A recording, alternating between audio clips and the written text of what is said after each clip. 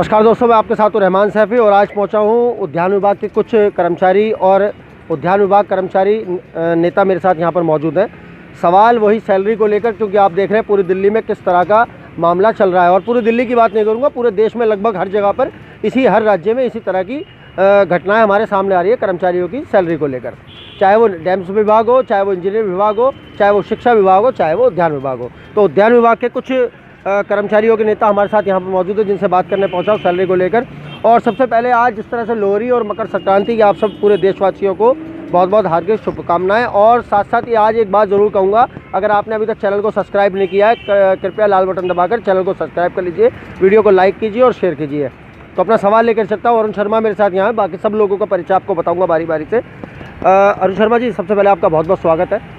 और मैं ये जानना चाहता हूँ किस तरह से उद्यान विभाग कर्मचारी सर्वाइव कर रहा है, सैलरी नहीं पहुँच पा रही है, किस तरह से उसके घर का मामला ख़राब हो रहा है, सही हो रहा है, किस तरह के आज उनके घरों में जो है घटनाएं हो रही हैं। रहमान सैफ़ी जी, सबसे पहले तो मैं आज जैसा कि लोहड़ी और मकर संक्रांति है, तो सभी देशवासियों को अपने पूरे उद्यान विभाग की ओर से शुभकामनाएं देना चाहता हूं। और सबसे ऊपर जो हमारे पत्रकार बंधु हैं, आप हैं और भी पत्रकार बंधु हैं, सभी को बहुत बहुत शुभकामनाएं और आपका बहुत बहुत धन्यवाद कि आप समय समय पर हमारी जो पीड़ा है उसको सुनते हैं और अपने सभी श्रोतागणों के सामने रखते हैं, जिससे बहुत ही जल्द अधिकारी हमारी बातों को सुनकर उन पर अपनी प्रतिक्रिया व्यक्त करते हैं।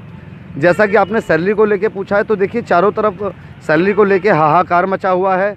निगम कर्मचारी चाहे वो किसी भी विभाग का हो, वो जो है भीख मांगने पर मजबूर है। सिविक सेंटर में भी आपने अभी पीछे कुछ दिन पहले देखा, कल ईडीएमसी में भी कुछ यूनियन द्वारा इस तरह के प्रदर्शन हुए हैं और आगे जिस तरह से देखा जा रहा है कि प्रदर्शन उग्र होते जा रहे हैं। देखिए 4 महीने 5 महीने यदि आप किसी कर्मचारी को तनख्वाह नहीं देंगे तो कैसे वो सर्वाइव करेगा और कैसे वो उग्र नहीं होगा।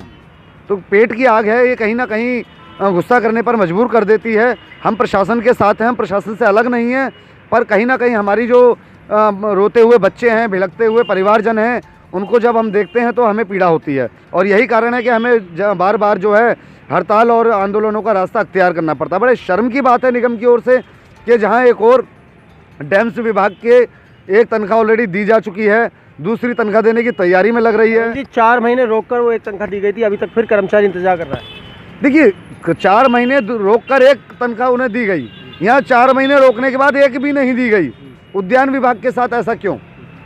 जहाँ हमारी जीती हुई यूनियन है, चाहे वो शाहदरा नॉर्थ की यूनियन है, चाहे वो शाहदरा साउथ की यूनियन है, मैं उनसे भी आग्रह करूँगा कि जिस प्रकार से वो अपने दलबल के साथ अपने डैम्स विभाग का मोर्चा संभालती हैं, मैं उनसे आग्रह करूंगा कि वो अन्य विभागों के बारे में भी सोचें, क्योंकि नेता कर्मचारियों का, मजदूर का होता है, किसी वर्ग का नहीं होता। बिल्कुल बिल्कुल बिल्कुल, बहुत बड़ी। तो यदि हम कर्मचारी हैं और हम यहाँ साफ सफाई करते हैं तो हमें भी सफाई कर्मचारियों में ही गिनिए, क्योंकि आप देखते हैं जहाँ स्लम कॉलोनीज़ हैं, वहाँ पार्क हैं, वहाँ पर पार्कों की सफाई से ज़्यादा मोहल्ले के कूड़ों को उठाने का कार्य हमारे मालियों द्वारा किया जाता है।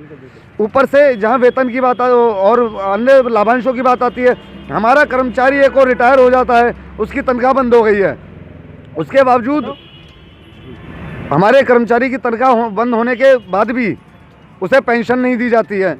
और पेंशन 10-10 महीनों से कर्मचारी को पेंशन नहीं है। सोचने का विषय है रहमान सैफ़ी जी कि 10 महीनों की पेंशन के बिना वो बेचारा बूढ़ा आदमी बिना सैलरी, बिना पेंशन कैसे सर्वाइव करेगा। तो कहीं ना कहीं हमारी मजबूरी है। तो कहीं ना कहीं देखिए बड़ी बात है, पीड़ा है और कर्मचारी उसको अपनी ज़बान में बताना चाहते हैं। कुछ और भी कर्मचारी में ज़रूर चलूँगा उनके पास। सबसे पहले आपका नाम जानना चाहता हूँ। मेरा नाम मुकेश कुमार है। मुकेश जी, मैं आपसे भी जानता हूँ, अरुण ने जिस तरह से अभी कर्मचारी की, उद्यान विभाग कर्मचारी की पीड़ा बताई, सैलरी को लेकर बात करूँगा। सैलरी, क्योंकि आप खुद भी एक कर्मचारी हैं, सैलरी नहीं पहुँच पा रही, किस तरह का घर का वातावरण अभी बना हुआ है? आप सारा का सारा वातावरण बिगड़ जाता है, कहीं सैलरी नहीं मिलती है तो बहुत परेशानी आती है। सब बच्चे परेशान हैं, क्या कर सकते हैं इसके लिए। अफसरों से कितनी भी कहो, कोई नहीं सुनने को तैयार होता है। सब लोग कहते हैं कि यहाँ पे सैलरी, भैया पैसे नहीं है तो कहाँ से दी जाए। तो इसके लिए तो आंदोलन करना पड़ता ही है। तो इस वजह से यहाँ तो चल रही हैं हड़तालें, देखते हैं साहब क्या होता है। 4 महीने से तो मिली नहीं है सैलरी अभी। और जो भी संगठन है जो कर रहे हैं, बढ़िया कर रहे हैं, ठीक है, अच्छा है। ये जो यूनियन जीती हुई हैं उनको ज़्यादा करना चाहिए, तो उसके लिए ज़्यादा वो होता है। तो ये कहीं ना कहीं देखिए कर्मचारी की पीड़ा भी मैं कहूँगा कि जो जीती हुई यूनियन है वो बिल्कुल, जिस तरह से अरुण ने कहा, बहुत अच्छी एक बात कही कि वो यूनियन जो है कर्मचारियों की, किसी एक वर्ग की नहीं है, वो तमाम कर्मचारियों की बात में बिल्कुल सच्चाई है। मैं आपके पास भी चलूँगा। सबसे पहले आपका नाम जानना चाहता हूँ। जी, मैं ओम प्रकाश सिंह। ओम प्रकाश जी, जिस तरह से अभी अरुण ने बताया कि आपके वो सवाल मेरा वही है, आज सैलरी को लेकर घर का वातावरण किस तरह का बन गया है? जी बिल्कुल, ये अति निंदनीय है। बच्चों का फीस नहीं जा रहा है, टीचर उधर से बार बार क्लेम करते हैं, राशन वाले राशन देने में आनाकानी करते हैं, हर तरह की पीड़ादायक है। लोग आसपास भी जो सहयोग करने वाले वो भी कब तक सहयोग करेंगे, वो भी मना कर देते हैं। और यहाँ जो निगम की जो परिस्थिति है वो बदहाल चल रही है, और ठेकेदारों के लिए तो इनको देने के लिए सबसे पहले पैसे आ जाते हैं, लेकिन हम कर्मचारियों को देने के लिए इनको, चूँकि इनमें से हम किसी को बुराई नहीं कर रहे हैं, लेकिन ये हालात बन गई है कि कर्मचारियों को रोक करके और ठेकेदारों को पहले पेमेंट किया जाए, इनके साथ हाय हल्ला हो और एक दूसरे के साथ ही तरफ। तो हम तो बाहर से जाते हैं तो बच्चे भी घर में उम्मीद लगा कर आते हैं कि आज हमारे पापा आ रहे हैं तो आज फीस दिया जाएगा, राशन का पैसा दिया जाएगा, कुछ आएगा। बड़े तरह से बदहाली है, मजबूरी बन जाती है हमारी ये हड़ताल करना। ये प्रशासन से हम लोग अलग नहीं है, प्रशासन हम लोगों से भेदभाव ना करे। और बस यही सब कहकर सारे भाइयों को ये लोहरी और मकर संक्रांति का उद्यान विभाग की तरफ से हार्दिक सब शुभकामनाएं दे रहे हैं। तो देखिए, कहीं ना कहीं बात बिल्कुल सच्चाई है कि बार बार प्रशासन तक ये संदेश पहुंचाया जा रहा है कर्मचारियों द्वारा कि हमसे फ़र्क ना करें, हमें भी उतना ही दर्जा दें जितना और कर्मचारियों को दिया जाता है। एक कर्मचारी और भी है, मैं आपका नाम जानना चाहता हूँ। मेरा नाम कमरुद्दीन सैफ़ी है। कमरुद्दीन भाई, मैं आपसे भी ये बात जानना चाहता हूँ कि घर की स्थिति क्या हो गई है, क्योंकि वर्षों से आपने सेवा दिया उद्यान विभाग को अपनी। घर की स्थिति तो बहुत ख़राब चल रही है और इसी स्थिति में कुछ कहा नहीं जा सकता। और सबसे बड़ी बात यह है कि जिस वाहन से, जिस मोटरसाइकिल से नौकरी करने आ रहे हैं उसको कैसी परिस्थिति में कहाँ से लाएं। डेली 200 रुपये का खर्चा है, लेकिन कोई सुनने वाला ना है। इस तनख्वाह के पीछे सब कुछ है, घर परिवार चलाना, कहाँ जाए, दूध वाला, राशन वाला, ये सब किससे कहें अपने दुख दर्द की बात, किससे कहें, कोई सुनने वाला नहीं है। तो देखिए, दुख आप भली भांति आप जान रहे होंगे कि किस तरह का दुख है वो जो आज जो है कर्मचारियों को हो रहा है, और कर्मचारी उसको बयान करने में उनको ज़बान भी शायद कहीं ना कहीं लड़खड़ा रही है। एक कर्मचारी और भी है मेरे साथ, मैं उनसे भी जानूंगा। अंकल जी, आपका नाम पहले जानूंगा। मेरा नाम रामपाल सिंह है जी। अंकल जी, आपने वर्षों तक उद्यान विभाग के कर्मचारियों की, उद्यान विभाग की सेवा की है, और आपकी बुजुर्ग इस बात का सबूत है कि आपने अपनी पूरी उम्र इसको दे दी है। किस तरह का फ़र्क आप देख रहे हैं पहले की परिस्थिति में और आज की परिस्थिति में? मैं 30 साल मुझे नौकरी करते हो गए जी MCD में। ये 6 साल से ये काम चल रहा है यहाँ पे, उससे पहले कभी नहीं हुआ। अब दूध वाले के तो पैसे अलग, मान लो 2 महीने का तकद्दा होगा जिसका, अब 2 महीने के पैसे देवे कहाँ से जी। उसने दूध बंद कर दिया, बालक रोज लड़ाई होती है जी। अब मैंने जाना छोड़ दिया जी घरों, अब स्टोर पे लौटता हूँ जी मैं, और पैसे हैं नहीं, और क्या करें जी। दुकान वाला कहता है कैसे सरकारी नौकरी करते हो आप, जब आपके पैसे तनख्वाह सबकी होगी, आपकी कैसे नहीं हुई।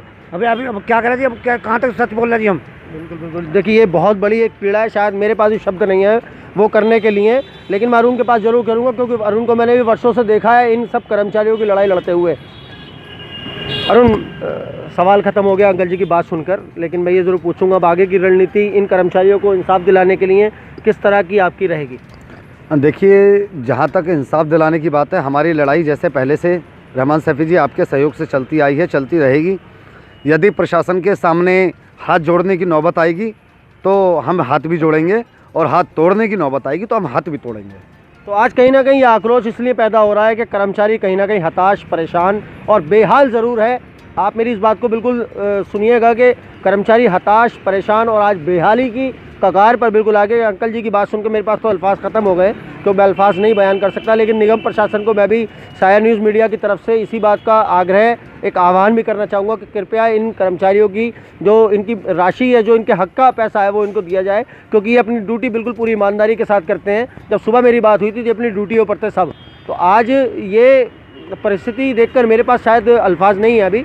तो इसलिए दोस्तों, अगले मुद्दे के साथ, एक नई बात के साथ आपके सामने दोबारा मुलाकात होगी। जय हिंद, जय भारत, जय हिंद, जय संविधान।